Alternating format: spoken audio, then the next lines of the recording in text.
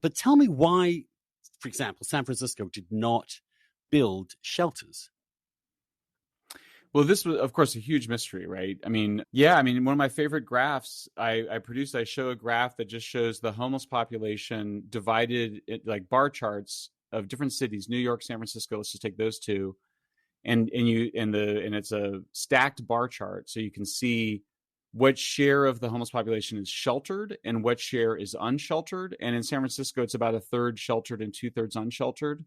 And in New York, it's over 95% sheltered.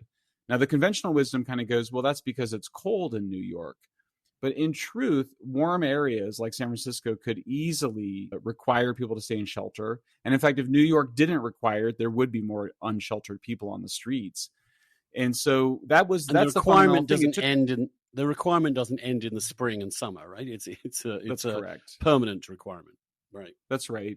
And that is changing too in New York. There are more unsheltered homeless. But yeah, it was a decision to require people to stay in shelter, which, by the way, is also something that the Europeans require, which is why when you go to downtown Amsterdam and Zurich and Lisbon, you don't see big tents of street addicts sleeping on the street. It's also illegal to use drugs in public like that.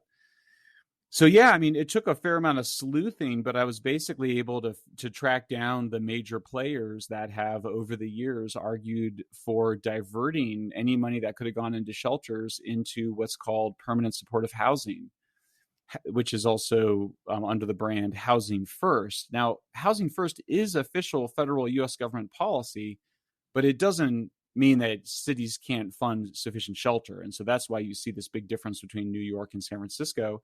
And the bottom line is there's just folks on the radical left, on the progressive side of things in California that not only advocate for the diversion of funding from shelters to housing, they protest and do everything in their means to prevent the cities from requiring people to sleep in shelter.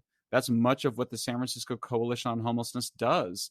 They even, in a recent piece I wrote, I described how they even tried to stop the city from shutting down a so-called homeless encampment, really an open drug scene, even though it contained a pregnant woman. And I had this insider, this person that was very inside the homeless establishment, say to me, what, like, was a bizarre situation. Like, what are you doing? You're defending the right of people to be pregnant, living on the street, danger to themselves and others. But that's the extreme to which that particular segment of the homeless advocacy community has gone. And their argument is that the root causes of this are a lack of affordable housing. And if we provide shelters, we're just putting a sort of Band-Aid on a wound. And in fact, we'll be reducing pressure to create housing in the first place, right? That's the core argument, right? They don't say the latter part publicly. They do say it privately, though, by the way. But yes, the public line is, how dare you try to move this person's tent and not let them sleep here? How dare you? This person's a victim of trauma and structural racism and capitalism. And you, rich person with you housed person, are just trying to stoke violence because you just don't want to have to look at the person.